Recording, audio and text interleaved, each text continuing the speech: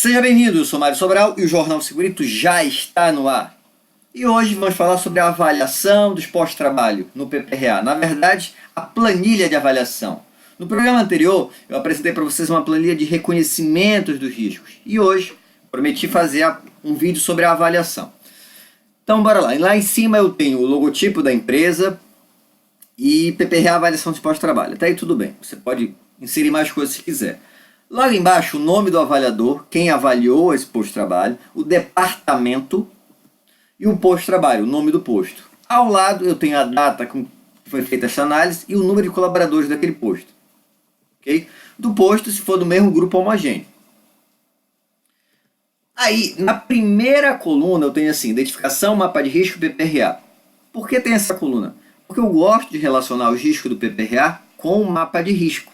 Porque pode acontecer do PPRA ter um risco e não ter identificado no mapa de risco. Aí você vai dizer, não, mas o mapa de risco, teoricamente quem tem que fazer é a CIPA. E aí é a avaliação deles. Ok, mas não é obrigação da empresa informar os riscos para o trabalhador? E não é obrigação a gente apresentar o PPRA para os cipeiros?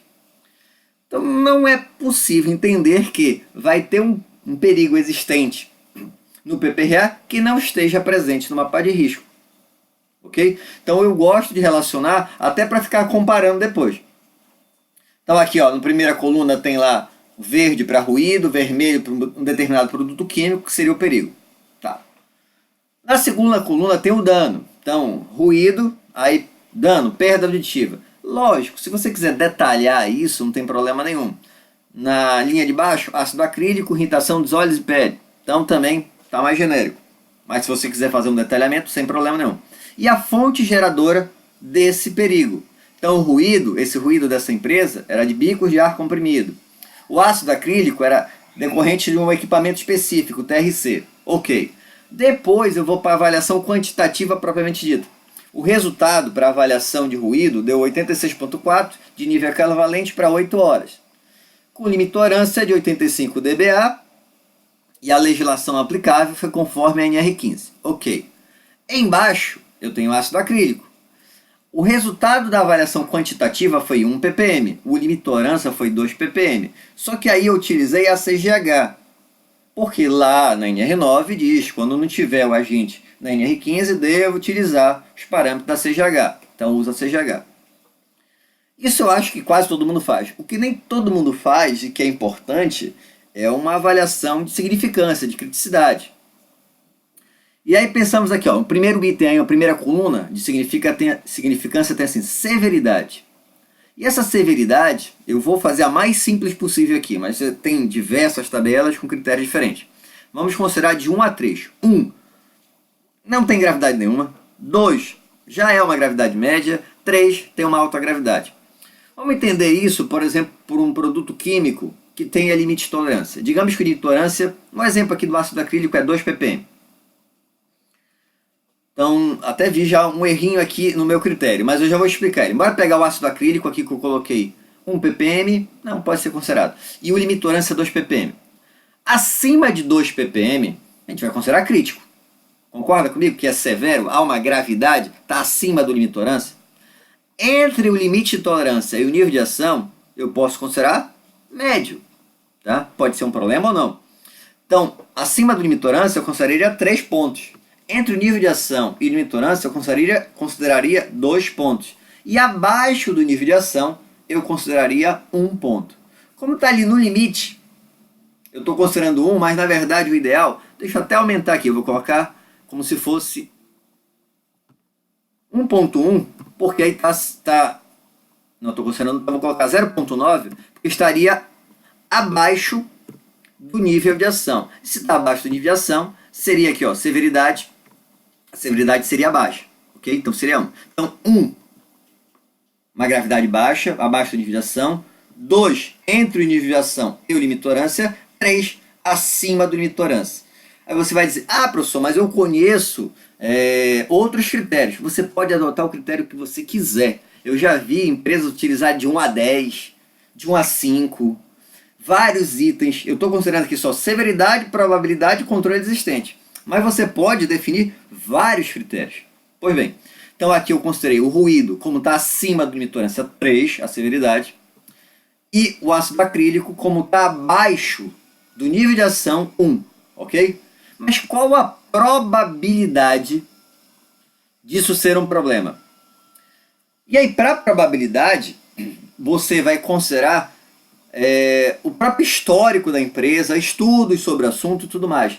Então, por exemplo, nessa empresa não tem nenhum caso de afastamento, de doença comprovada por ácido acrílico em relação a esse produto. E está abaixo do nível de ação. Então, eu considero aqui uma probabilidade 1. Em relação ao ruído, nesse setor, nós já temos 1 ou 2 trabalhadores com perda auditiva. Então já tem caso comprovado. Se você quiser colocar até 3, não estaria errado, tá? Mas aí eu tenho outros critérios dessa empresa e eu considerei 2. Então, o que aconteceu aqui? Ó, eu tenho 3 para severidade, 2 para probabilidade. Para ácido acrílico, 1 para severidade, 1 para probabilidade. Só que eu também tenho os controles existentes.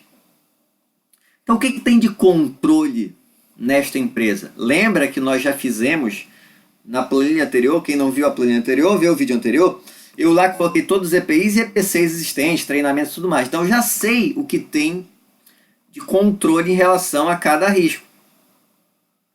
E nesse exemplo, se tem controle, eu diminuo 1 ponto. Se não tem controle, eu deixo 0. Aqui nesse primeiro caso, eu considerei que tem controle, então 1. E embaixo também eu considerei que tem controle, então 1. Então o que aconteceu? Eu vou fazer 3 vezes 2, severidade vezes probabilidade dá 6, menos o controle, porque está atenuando a bronca, né? Então dá 5, a significância é 5. No de baixo, 1 vezes 1 dá 1, menos 1 dá 0. E aí eu vou para a parte final. Nesse caso aqui, ó, o ruído é tolerado, moderado ou substancial? É moderado, porque não deu 5. De 0,3 a 0,7, ou seja, de 3 a 7 é moderado. De 0 a 2 é tolerável. E de 8 a 9, que eu coloquei como vermelho, é substancial. No caso do ácido acrílico, deu 0, então é tolerável. Não seria um problema. E do que isso aqui vai me ajudar? Quando eu for fazer já a parte de controle, porque aqui eu estou avaliando, quando eu for para o controle, eu vou pegar aqueles, quais são os mais críticos? Quais são aqueles que deu substancial? Eu tenho um critério de prioridade pronto. Eu vou direto para esse critério de prioridade. Então te ajuda a ter esse critério aqui, essa significância, tá? Só que essa ferramenta aqui, essa planilha, na verdade, eu utilizo na segurança. Quando eu vou apresentar para o trabalhador, aqui está um pouquinho técnico, tá? Então o que te faz? Eu faço isso aqui, ó. A mesma coisa lá em cima, o logotipo, a avaliação do posto de trabalho, o departamento, o posto de trabalho, a data análise, o número de colaboradores, o número do trabalhador, até aí tudo igual. E a foto do posto, ok? Só que aqui embaixo eu coloco assim, ó, risco físico, ruído, fonte geradora, bico de ar, e aqui entraria uma foto. Tirei a foto porque era de uma empresa, mas entraria a foto. Ao lado, o critério de prevenção. Ah, você tem que usar o protetor auricular. Existe uma norma e a gravidade. Ah, fica mais fácil para visualizar. Ah, é um amarelinho aqui, significa que é mais ou menos. No caso do produto químico, a mesma coisa. Contato com o produto químico, ácido acrílico, equipamento, a foto entraria ali. Uso de óculos de proteção, mangotes de avental de PVC e luva. Estou dizendo qual o critério de prevenção, qual a norma. E ao lado da gravidade, é verde. Então ele já sabe que esse produto aqui não é um problema tão sério. E lógico, se fosse 8 ou 9, seria uma carinha vermelha triste.